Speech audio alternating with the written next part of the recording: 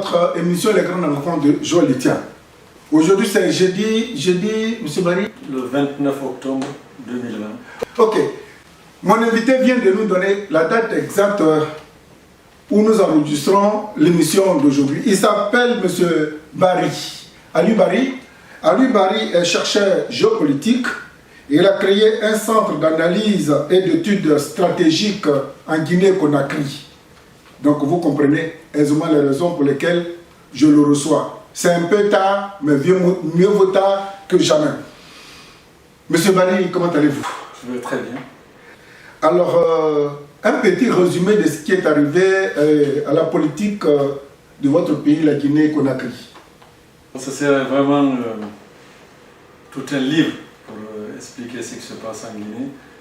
Je peux résumer ça en une phrase, c'est une véritable tragédie qui se joue depuis 2010 et qui s'est accentuée depuis cette année où le président actuel, M. Alpha Condé, au bout de 2 mandats, a décidé de faire un exercice qui est très connu dans beaucoup de pays d'Afrique, c'est de changer la constitution pour faire un 3e mandat.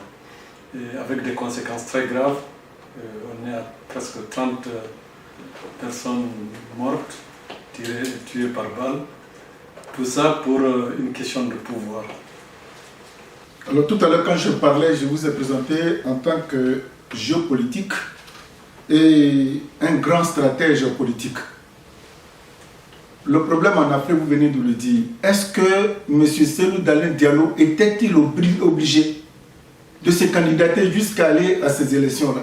Le faisant, ce n'est pas cautionné ce que vous appelez mascarade, forfaiture. Moi, je faisais partie de quelques personnes qui n'étaient pas favorables à la candidature de M. Cellou Dalein Diallo, pour une raison très simple, en estimant que tout était verrouillé pour que M. Alpha Condé obtienne un 3e mandat. Mais le fait, à mon avis, qu'il ait pu participer à cette compétition, là je lui donne raison parce qu'il a non seulement démontré que M. Alpha Condé utilise la fraude pour se maintenir au pouvoir, et il s'avère qu'il a mis en place un système de collecte des informations, de la remontée des PV, des bureaux de vote, avec un système de centralisation qui a permis de montrer que c'est lui qui a gagné les élections. Donc, pour une fois, personnellement, je me suis trompé parce que je pensais, j'étais quelqu'un qui disait qu'il était inutile qu'il se présente à cette élection. Bon, mais aujourd'hui, la victoire revient à l'ancien président, M. Condé. Non, mais alors, ça c'est normal, c'est-à-dire il a 2 instruments qui lui sont favorables, comme dans beaucoup de pays d'Afrique. Il a ce qu'on appelle la commission nationale indépendante électorale et il a la Cour constitutionnelle. Ce qui s'est passé aujourd'hui en Guinée, c'est vraiment un cas d'école. C'est-à-dire qu'on fait une élection, on remonte les PV, la commission de centralisation plus la CENI remonte, donne d'autres PV qui donnent à M. Alpha Condé la victoire à 59%. Je pense que la porte est ouverte aujourd'hui en Guinée pour une instabilité politique dont personne, y compris moi-même, ne pourrait mesurer les conséquences et les limites. Et quand ça arrive aux Guinéens que vous êtes, je suis étonné. Mais regardez, si vous prenez l'histoire de ce pays, c'est le seul pays d'Afrique francophone, je dis bien d'Afrique francophone, qui n'a connu aucune alternance démocratique depuis son indépendance en 1958. C'est le premier pays qui a dit non à De Gaulle, qui a été indépendant. Ce geste a été salué par l'ensemble de l'Afrique. Et aujourd'hui, c'est le seul pays qui n'a pas connu un président sortant qui transmet, après une élection, le pouvoir à un président entrant. Si vous prenez des pays à côté, je citerai par exemple des pays qui sont sortis de guerre. La Sierra Leone, la Sierra Leone est à sa 3e alternance démocratique. Le Libéria est à sa 3e alternance. Même la Côte d'Ivoire, qui a connu une période de crise grave, on va revenir, hein? a connu une alternance. Et aujourd'hui, et ce qui est plus dramatique dans ce pays, c'est qu'on a eu affaire à quelqu'un qui s'est paré des habits d'opposants historiques et de démocrates, qui a dénoncé pendant tout son parcours d'opposant les dictatures en Afrique.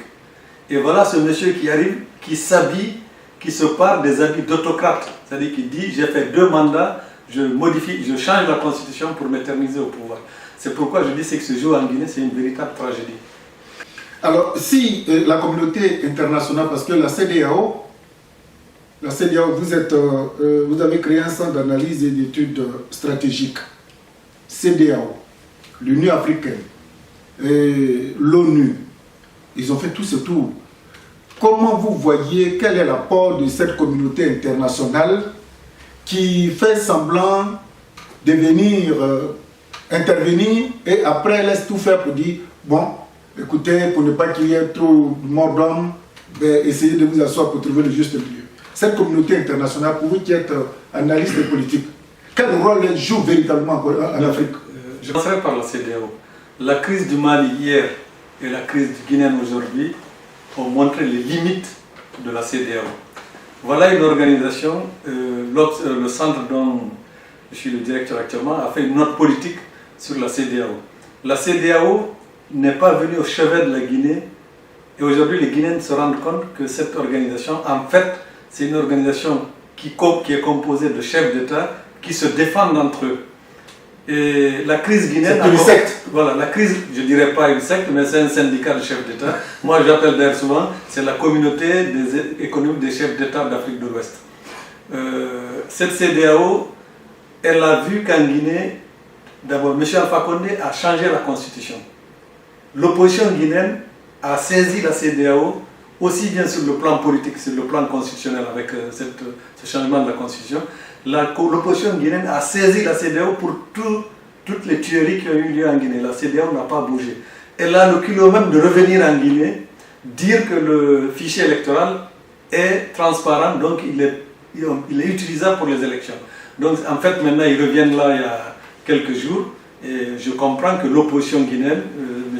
Diallo en tête, recuse aujourd'hui la CEDEAO. Il s'est même autorisé à ne pas recevoir M. Béhanzin, le commissaire paix et sécurité de Nations. Aujourd'hui, je pense qu'au sortir de ces élections, de la Côte d'Ivoire et de la Guinée, il faudra bien que demain la société civile ouest-africaine monte au créneau pour demander une vraie restructuration de la CEDEAO parce qu'elle a atteint ses limites. Mais quant à l'Union africaine... La CEDEAO, elle a la solde de la France. C'est la France qui paye tous ses fonctionnaires. Non, je ne pense pas que c'est la France. C'est une émanation de l'Union africaine qui elle-même est quasiment à 80% financée par l'Union européenne et puis la France. Non, c'est deux problèmes différents. C'est l'Union africaine qui reçoit un budget de l'Union européenne. La CEDEAO est composée de 15 États. Si vous prenez ces États-là, par exemple, quand la crise malienne a débuté, qu'est-ce qui est venu monter au créneau? C'est M. Ouattara et M. Alpha Condé qui voulaient absolument qu'on remette M. Ibeka en selle. Comment voulez-vous que des chefs d'État qui sont mal élus, qui n'appliquent pas les principes démocratiques dans leur pays, puissent donner une leçon à d'autres pays? C'est pourquoi je dis que la CEDEAO doit se reformer. Regardez par exemple, aujourd'hui, vous prenez le Togo.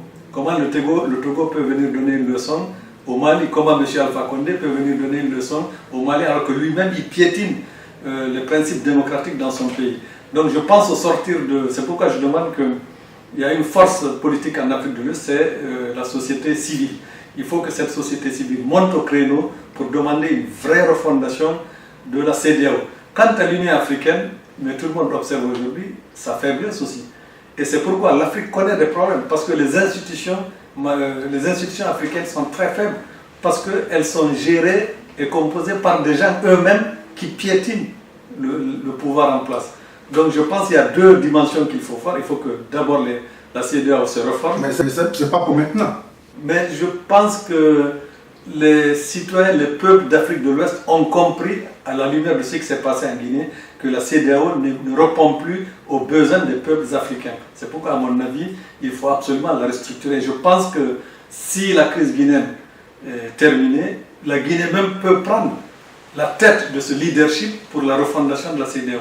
Ce n'est pas M. Condé qui vient d'être élu qui va quand même réformer la CEDEAO. Moi, je considère que M. Alpha Condé n'est plus chef d'État en Guinée, ça c'est une évidence. Mais vous voulez dire qu'en Guinée, il y a le bicéphalisme qui vient de s'installer? Là, je viens même d'apprendre que M.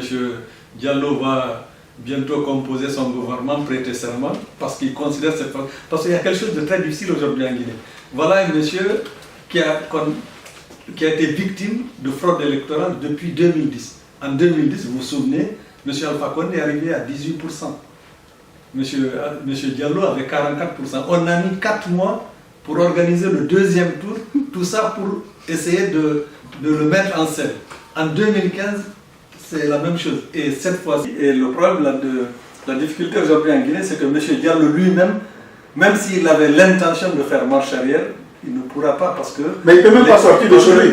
Là, ils ont levé le siège sur une injonction de la communauté internationale. Et ce qui est nouveau, encore dans le dossier guinéen, c'est que l'Union européenne, la CEDEAO, les Américains et les Français disent aujourd'hui qu'il y a un véritable doute sur la transparence des élections présidentielles guinéennes. Je pense que M. Alpha Condé est au pied du mur. Soit il continue la répression au prix de plusieurs morts, soit, à mon avis, s'il avait un minimum de réflexion, il aurait pu dire aujourd'hui qu'il cède la place au pouvoir, d'autant plus que son bilan économique est le plus catastrophique que la Guinée a connu depuis la mort de Sékou Touré. Aujourd'hui, les jeunes Guinéens n'ont accès ni à l'eau, ni à l'électricité, l'éducation est au rabais. Et si vous allez à Conakry aujourd'hui, vous avez l'impression que c'est un pays qui est en guerre. Donc rien ne plaide aujourd'hui pour que M. Alpha Condé reste au pouvoir. Entre les Soussous et les Malinqués, qu'est-ce qui se passe? Alors, le peuple plutôt, le peuple, je dirais. Alors là aussi, c'est un véritable drame. Il n'y a pas un problème ethnique en Guinée. Moi, je le dis souvent, et les gens pensent que si vous analysez bien ce qui se passe en Guinée, il y a quelque chose qui se passe. Il n'y a jamais eu de problème ethnique entre Malinké, Peul, Soussou, Forestier. Il y a une instrumentalisation de la question Peul en Guinée depuis l'époque de Sékou Touré. En 1976, M. Sékou Touré déclare publiquement la guerre aux Peul. M. Alpha Condé, qui était opposant, qui se targue d'avoir que des amis Peul dans son entourage, vient depuis 2010, instrumentalise la même chose. Il n'y a aucun problème, si vous circulez à Conakry à l'intérieur de la Guinée, il n'y a aucun problème entre Peul, Malinké, Forestier. M. Alpha Condé, à chaque élection, sort cette carte ethniciste en disant les Peuls posent problème, les Peuls sont les gens à combattre, et aujourd'hui, il y a une véritable répression qui s'abat sur la communauté Peul en Guinée. Et là, c'est là où je trouve que la CPI, la Cour africaine des droits de l'homme et la CEDEAO ferment les yeux sur un véritable génocide qui se dessine en Guinée. Et c'est pour cette raison que tout à l'heure vous disiez que ce sont des organisations quasiment à revoir, parce que leur fonctionnement est quasiment partisan. Ils ont un fonctionnement partisan, et bon, on en reparlera plus tard. Monsieur Barry, vous êtes géopolitique. La Côte d'Ivoire va organiser après-demain samedi une élection déjà contestée. La candidature du président Ouattara est contestée. Vous, en tant qu'Africain qui suivez ces questions-là de très près, comment vous voyez la situation ivoirienne? C'est pratiquement quelque chose de similaire à ce qui se passe en Guinée. Moi, vraiment, j'ai mal pour la Côte d'Ivoire. Pour une raison très simple, moi j'avais cru comprendre, j'étais persuadé que M. Ouattara, vu les conditions dans lesquelles il est arrivé au pouvoir, vu son âge, vu les difficultés d'exercice du pouvoir, j'étais persuadé qu'il allait, après 2 mandats, céder la place à quelqu'un d'autre, y compris quelqu'un de son parti. Je suis effaré de voir qu'un monsieur comme ça, qui est arrivé au pouvoir dans des conditions vraiment que tout le monde, que je n'ai pas besoin de rappeler, arrive à changer une constitution et à dire, et le plus grave, je l'ai écouté hier, il dit sur une interview d'une chaîne de télévision française, qu'il se présente au pouvoir parce que c'est un sacrifice. C'est une candidature d'urgence. C'est incroyable, c'est-à-dire que autant Alpha Condé en Guinée considère que tous les gens du RPG c'est des analphabètes, donc il est le seul qui puisse porter le flambeau d'un 3e mandat, autant M. Ouattara dit la même chose mais de façon un peu plus différente parce que lui il est encore beaucoup plus intellectuel, beaucoup plus formaté que M. Alpha Condé, mais c'est effarant quand j'ai entendu ce monsieur dire qu'il se présente aux élections pour un sacrifice. Et ce qui est inquiétant aujourd'hui, c'est si vous prenez l'histoire de la Côte d'Ivoire, les plaies ne sont pas cicatrisées. Oui. C'est ça le problème. La Côte d'Ivoire, c'est un pays qui pèse lourd dans l'espace ouest-africain. Oui. Comment il peut prendre la responsabilité de replonger ce pays dans une crise dont personne ne peut aujourd'hui savoir quelles seront les conséquences? À mon avis, la Côte d'Ivoire, il entraîne la Côte d'Ivoire dans une crise post-électorale qui va réveiller les vrais démons qui ont plongé ce pays pendant une dizaine d'années dans une guerre civile dont tout le monde a encore en mémoire les atrocités. Et vous pensez que, autant en Guinée comme en Côte d'Ivoire, si M. Condé venait à s'officialiser président et que M. Ouattara aussi, pareil, parce que les deux s'appellent grand frère, petit frère, est-ce que vous ne pensez pas que ces deux pays risquent de plonger dans un chaos, je dirais, plus chaotique, désastreux? C'est pourquoi je dis qu'il faut absolument, dans l'un ou l'autre cas, il faut absolument une médiation internationale. Je ne sais pas comment. Oui, mais M. Ouattara ne veut pas cette médiation. Oui, mais il va... Mais même M. Condé aussi ne veut pas cette médiation. Vous vous souvenez, aux élections, premières élections présidentielles où il s'est présenté, les résultats ont été certifiés par les Nations Unies. On ne peut pas avoir accepté par le passé une certification des élections par une organisation internationale et refuser aujourd'hui une médiation. Ça veut dire qu'il veut entraîner la Côte d'Ivoire dans une crise catastrophique. Et en Guinée, à mon avis, aujourd'hui, la population guinéenne, dans sa grande majorité, refuse le pouvoir de M. Alpha Condé. Donc s'il insiste, c'est au prix de plusieurs blessés. Moi, je pense, d'ailleurs, ça se voit aujourd'hui. Depuis la fin de l'élection présidentielle, le pays n'est plus gouverné. Le pays est en jachère, c'est-à-dire tout est bloqué. Donc l'économie est par terre. Donc si M. Alpha Condé insiste, il va mettre le pays dans un chaos total. Et la Côte d'Ivoire à côté, donc deux pays qui sont limitrophes, qui ont une histoire commune pratiquement, voilà deux pays qui vont être dans une crise grave et je vois mal comment la CEDEAO, les pays de la CEDEAO vont fonctionner. Il faut savoir qu'au-delà de la Côte d'Ivoire, vous avez le Mali, vous avez le Togo, vous avez le Ghana. Et si la Côte d'Ivoire sombre dans une crise totale, ça sera encore plus dommageable pour la CEDEAO que la Guinée. Et c'est pourquoi je pense que M. Ouattara prend une responsabilité lourde dans l'histoire de l'Afrique. On notera que demain, il a été celui qui, après une élection, a replongé la Côte d'Ivoire dans une crise grave. Alors, M. Barry, merci pour ces précisions. Alors, M. Barry, quand vous regardez l'Afrique francophone et l'Afrique anglophone, comment vous expliquez que dans l'espace francophone, il y a toujours des problèmes à la suite des élections, que ce soit présidentielle, législative, municipale, il y a toujours des problèmes. Comment vous l'expliquez? C'est une question intéressante sur laquelle j'avais travaillé un peu. Si vous prenez l'espace francophone, le plus grave, le drame de cet espace francophone, c'est que toute l'élite de l'Afrique francophone, elle vous dit, même Alpha Condé le dit, on a coupé le cordon ombilical avec la France. Mais c'est le seul espace où les gens, ils ont toujours le besoin de venir en France pour se faire adouber. Mais M. Guillaume Soro, la preuve, il est à Paris. M. Alpha Condé, il vient souvent traîner à Paris. Mais en même temps, quand ça les arrange, il dit non, on ne veut pas, on est souverain et tout. Regardez les pays anglophones. Vous n'entendrez jamais un candidat à une élection au Ghana venir dire je vais à Londres pour avoir l'onction de l'Afrique francophone. Non seulement on n'a pas coupé le cordon, mais le plus grave, c'est qu'on a fait du copier-coller de la constitution française sans les garde-fous. C'est-à-dire on fait la constitution de 50 ans, le président de la République a tous les pouvoirs et malheureusement on piétine cette constitution. L'Afrique francophone veut singer la France sans prendre les garanties de l'équilibre des pouvoirs. C'est pourquoi je pense qu'à mon avis, quand je dis couper le cordon ombilical, contrairement à la démagogie de M. Alpha Condé, c'est de dire qu'il faut former une élite, faire des institutions qui sont conformes aux réalités de l'espace francophone. Aujourd'hui, en Afrique de l'Ouest, à l'exception du Sénégal, tous les pays d'Afrique francophone, il n'y a aucun qui fonctionne. Vous prenez le Togo, c'est une démocratie dévoyée. Vous prenez la Guinée, vous prenez la Côte d'Ivoire, vous prenez le Cameroun, on n'en parle pas. Le Niger commence à sortir, le président a eu l'intelligence de respecter les constitutions. C'est-à-dire voilà des pays où on écrit des constitutions, des textes qui sont bien écrits, mais dès qu'on arrive au pouvoir, on les piétine. Donc l'espace francophone, c'est vraiment une honte pour l'Afrique. Parce qu'aujourd'hui, il y a un exemple que je donne souvent quand je parle de démocratie en lui, c'est entre le Cap-Vert et la Guinée-Bissau. Le Cap-Vert aujourd'hui, c'est une démocratie complètement affirmée où les présidents se succèdent dans une alternance, dans des élections. On en parle bien.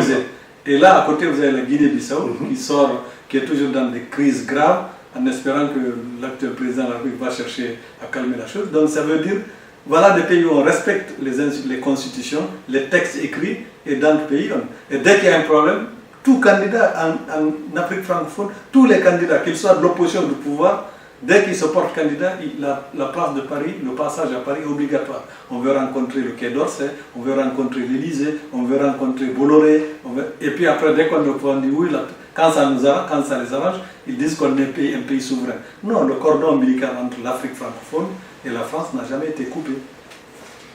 Et donc la France aussi a son rôle à jouer. Oui, mais alors là, c'est que le problème que maintenant les chefs d'État comme Alpha Condé ont problème, c'est qu'à la tête de l'État français aujourd'hui, vous avez un jeune président qui a à peine 40 ans, qui n'est pas imprégné de ce problème de France-Afrique. Oui, mais le ministre des Affaires étrangères, là, Jean-Yves Le Drian, qui est plus âgé que lui, c'est lui qui tient aujourd'hui la France-Afrique. Oui, mais si vous remarquez les dossiers africains, je pense que c'est là, c'est ce qui trompe beaucoup de leaders de l'espace francophone en Afrique, c'est que l'Afrique n'est réellement plus une préoccupation de la France, à part les problèmes du Sahel. Si vous observez bien, M. Macron, ses dernières visites, il les a faites dans l'espace anglophone. Tanzanie, Kenya, Éthiopie. L'Afrique francophone n'est plus une préoccupation de beaucoup de dirigeants, de beaucoup de technocrates en France. Il suffit d'aller dans les ministères ici, on parle très peu de l'Afrique francophone. Et d'ailleurs, si vous écoutez son discours de Ouaga, je vois mal quel intérêt M. Macron a, qu'il va échanger quoi entre lui et Alpha, entre quelqu'un qui a 82 ans et quelqu'un qui a à peine une quarantaine d'années et qui a d'autres préoccupations. Je pense que l'espace francophone, les pays francophones, ils ont tort de croire qu'en France, la politique n'a pas changé. Bien sûr que le problème en France, c'est que dans les pays développés, c'est que le monde des affaires a pris le pas sur le monde politique. Aujourd'hui, vous avez beaucoup plus, quelqu'un comme Bolloré pèse plus dans le domaine de la politique africaine que même l'Élysée, parce qu'il est dans différents ports, il tient en Côte d'Ivoire, au Cameroun, en Guinée. Donc les hommes d'affaires ici pèsent plus dans les relations France-Afrique. Et c'est ce que beaucoup de chefs d'État n'ont pas compris en Afrique. C'est-à-dire, en Guinée, c'est le politique qui prime sur les affaires. Je pense que les élections prochaines, même en France, vont certainement changer beaucoup de rapports entre l'Afrique. Le seul problème qui n'a pas changé entre les relations France-Afrique, c'est les relations d'affaires. Là, beaucoup d'hommes d'affaires en France, beaucoup d'entreprises continuent à faire du paternalisme, à tisser des rapports directement avec des chefs d'État corrompus.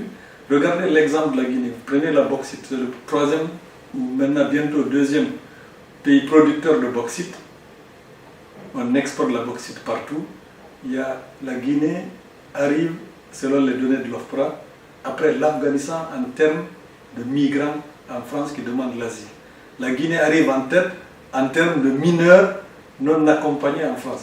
Et les hommes d'affaires et la politique française ferment les yeux sur la malgouvernance, sur la gabegie. C'est que ça veut dire que le politique en France n'a plus la main sur les chefs d'État d'Afrique de l'Ouest. Vous avez vu sur M. Ouattara, il est beaucoup plus, par le réseau de son épouse, par lui-même, il a beaucoup plus de relations sur le monde des affaires que sur le politique.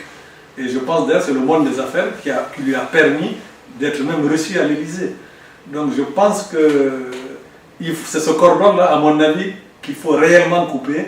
C'est le cordon entre les hommes d'affaires et le monde politique africain pour que ce soit des rapports qui soient propices et rentables pour les populations africaines. Quand on vous attend, vous êtes un Africain très amer, vous regrettez, vous avez un sentiment un peu défaitiste face à tout ce que vous venez de décrire comme situation quasiment chaotique à laquelle l'Afrique francophone est exposée aujourd'hui. Alors moi je suis prêt à vous dire vrai, vu ce qui se passe, parce que il y a quelques années, il y a une dizaine d'années, on avait eu l'espoir pour dire que l'Afrique de l'Ouest commence, surtout l'Afrique de l'Ouest, commence à vraiment prendre le chemin d'une démocratie, contrairement aux pays d'Afrique centrale, où il y a les Paul Biya, les Guéma de Guinée équatoriale, mais aujourd'hui, les Ouattara et les Alpha Condé ont ramené l'Afrique de l'Ouest 10 ans en arrière. Quand je vois ça, je suis naturellement pessimiste sur la faiblesse de la société civile ouest-africaine, la faiblesse des syndicats, la faiblesse des oppositions font que je ne peux pas être optimiste sur le devenir immédiat sur le plan démocratique des États de l'Afrique de l'Ouest francophone. Nous sommes quasiment en fin d'émission. Est-ce que vous avez des diagnostics? Vous avez diagnostiqué plutôt, est-ce qu'il y a des remèdes? Moi je pense que par exemple en Guinée, ce qui est clair, c'est que la population est déterminée. Et je pense pas... Mais elle n'a pas son mot à dire, la population. Non mais ça dit en fait, vous ne pouvez jamais gouverner contre une population. M. Alpha Condé peut forcer la main, mais il ne gouverne plus la Guinée. Des villes entières sont ne sont plus administrés. Conakry, depuis 4 jours, Conakry est complètement comme une ville sinistrée. L'économie est par terre, donc même s'ils forcent, le pays ne fonctionnera pas. Je pense que c'est des gens comme Ouattara, ils auraient dû avoir la présence d'esprit pour dire, mais pourquoi je dis je suis pessimiste. Comment quelqu'un qui a fait 10 ans au pouvoir, qui a 80 ans, et je me souviens du discours de M. Ouattara, quand il a dit je céderai la place à une nouvelle génération, parce qu'il y a d'autres occupations qui sont très belles, de s'occuper de ses petits-enfants, de ses arrière-petits-enfants. J'ai dit sa fondation, il dit qu'il a même une fondation. Mais quand j'ai vu le même monsieur venir dire je suis obligé d'être encore candidat pour un sacrifice, c'est un sacrifice pour moi, je dis non. C'est-à-dire que ces deux chefs d'État ont ramené l'Afrique francophone 10 ans en arrière. La seule lueur d'espoir ou de lumière, c'est le président du Niger qui, lui, a décidé de respecter la constitution du Niger. Votre mot de fin pour cet entretien, parce que je voudrais rappeler que nous sommes quasiment sous couvre-feu en France et aujourd'hui même à minuit, il y a le confinement. Donc on va vite faire pour essayer de libérer notre invité. Votre mot de fin. Moi je souhaite très vivement, malgré les difficultés, que des pays comme la Côte d'Ivoire et la Guinée puissent sortir de cette crise. J'ose espérer qu'il y aura un dernier sursaut de ces deux chefs d'État, M. Ouattara et Alpha Condé, de céder le pouvoir et d'aller s'occuper, de profiter d'une retraite paisible, d'autant plus que si une fois qu'ils quittent le pouvoir, tout le monde sait que ce n'est pas des gens pauvres. Donc je pense qu'ils auront intérêt, et c'est le souhait du fond du cœur, pour leur demander encore une fois qu'il n'est jamais trop tard pour assurer la stabilité de ces États. Donc ils auraient dû, à mon avis, il faut qu'ils aient le réflexe de dire je cède la main, je quitte le pouvoir et que je puisse faire de telle sorte que ces deux pays connaissent en fait une stabilité. Parce que je crains fort qu'on s'achemine vers une crise dont les conséquences seront vraiment difficiles et imaginables dans ces deux pays. À l'endroit de la jeunesse africaine.